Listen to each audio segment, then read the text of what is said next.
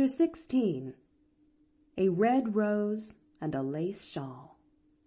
It was on a rainy day, about a week after Pollyanna's visit to Mr. John Pendleton, that Miss Polly was driven by Timothy to an early afternoon committee meeting of the Ladies' Aid Society.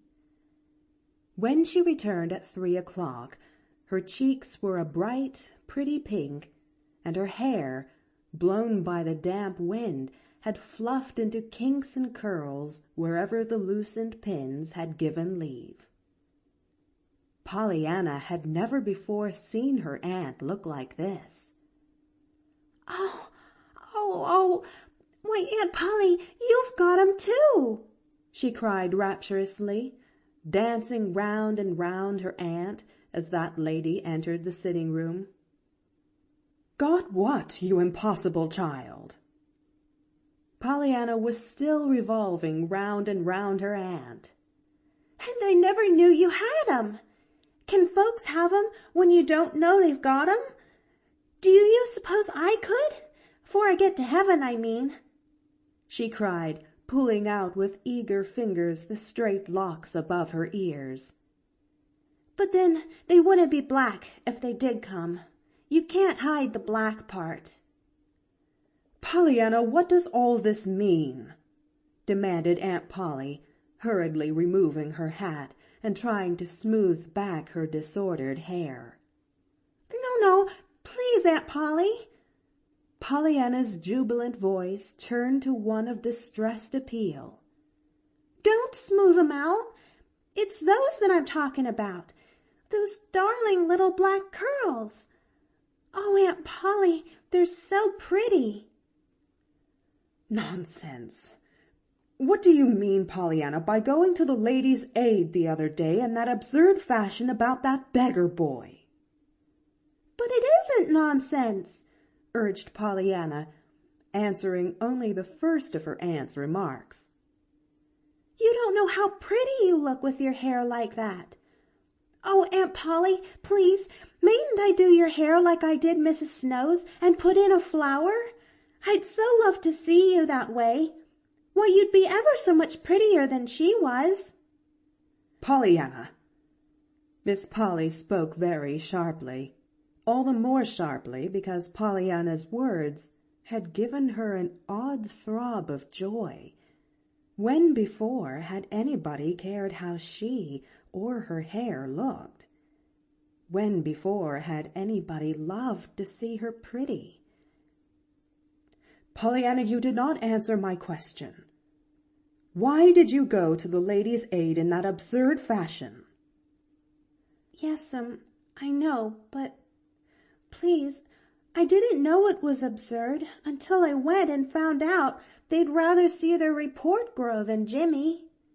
So then I wrote to my Ladies' Aiders, 'cause Jimmy is far away from them, you know, and I thought maybe he could be their little India boy, same as— Aunt Polly, was I your little India girl? And Aunt Polly, you will let me do your hair, won't you?" Aunt Polly put her hand to her throat. That old helpless feeling was upon her, she knew.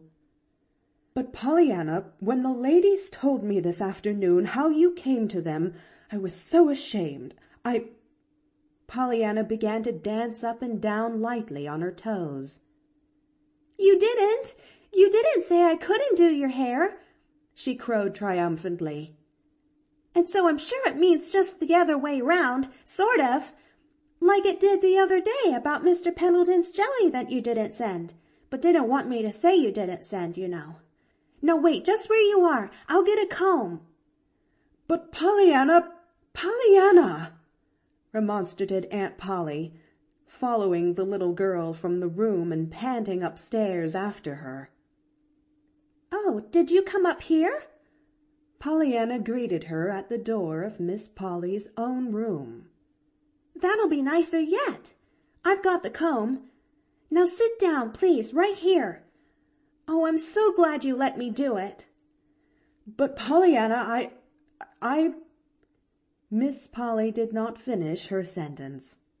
To her helpless amazement, she found herself in the low chair before the dressing table, with her hair already tumbling about her ears under 10 eager but very gentle fingers. "Oh, my, what pretty hair you've got," prattled Pollyanna. "And there's so much more of it than Mrs. Snow has, too. But of course you need more anyhow, because you're well and can go to places where folks can see it. My, I reckon folks will be glad when they do see it, and surprised, too, 'cause you've hid it so long. Why, Aunt Polly, I'll make you so pretty, everybody'll just love to look at you." "Pollyanna," gasped a stifled but shocked voice from a veil of hair. I'm sure I don't know why I'm letting you do this silly thing." "Why, Aunt Polly, I should think you'd be glad to have folks like to look at you. Don't you like to look at pretty things? I'm ever so much happier when I look at pretty folks, 'cause when I look at the other kind, I'm so sorry for them. But, and I just love to do folks' hair," purred Pollyanna contentedly. "I did quite a lot of the Ladies' Aiders, but there wasn't any of them so nice as yours.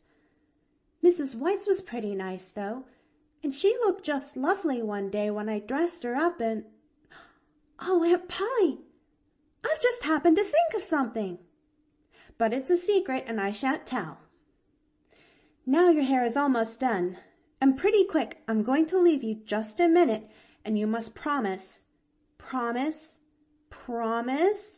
not to stir nor peek even till I come back.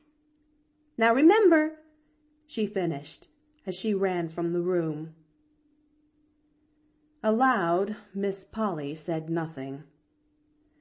To herself she said that of course she should at once undo the absurd work of her niece's fingers and put her hair up properly again. As for peeking, just as if she cared how— At that moment, unaccountably, Miss Polly caught a glimpse of herself in the mirror of the dressing-table. And what she saw sent such a flush of rosy color to her cheeks that she only flushed the more at the sight. She saw a face, not young, it is true, but just now alight with excitement and surprise. The cheeks were a pretty pink. The eyes sparkled. The hair, dark and still damp from the outdoor air, lay in loose waves about the forehead and curved back over the ears in wonderfully becoming lines, with softening little curls here and there. So amazed and so absorbed was Miss Polly with what she saw in the glass that she quite forgot her determination to do over her hair until she heard Pollyanna enter the room again. Before she could move then, she felt a folded something slipped across her eyes and tied in the back. Pollyanna, what are you doing?" she cried. Pollyanna chuckled. "That's just what I don't want you to know, Aunt Polly. And I was afraid you would peek, so I tied on the handkerchief.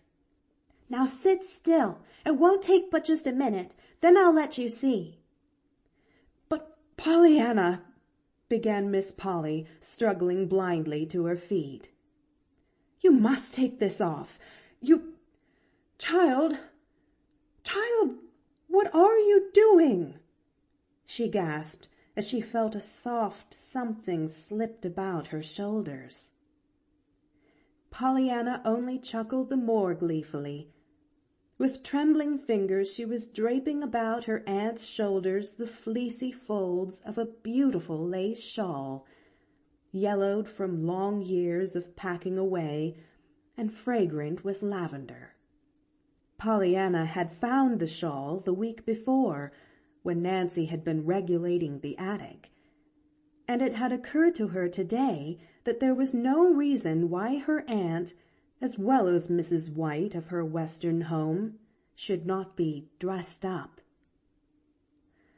Her task completed, Pollyanna surveyed her work with eyes that approved, but that saw yet one touch wanting. Promptly, therefore, she pulled her aunt toward the sun-parlor, where she could see a belated red rose blooming on the trellis within reach of her hand. "Pollyanna, what are you doing? Where are you taking me to?" recoiled Aunt Polly, vainly trying to hold herself back. "Pollyanna, I shall not—" "It's just to the sun-parlor. Only a minute.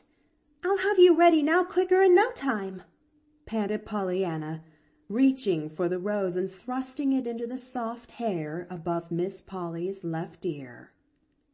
"There!" she exulted, untying the knot of the handkerchief and flinging the bit of linen far from her. "Oh, Aunt Polly, now I reckon you'll be glad I dressed you up." For one dazed moment, Miss Polly looked at her bedecked self and at her surroundings. Then she gave a low cry and fled to her room. Pollyanna, following the direction of her aunt's last dismayed gaze, saw through the open windows of the sun-parlor the horse and gig turning into the driveway. She recognized at once the man who held the reins.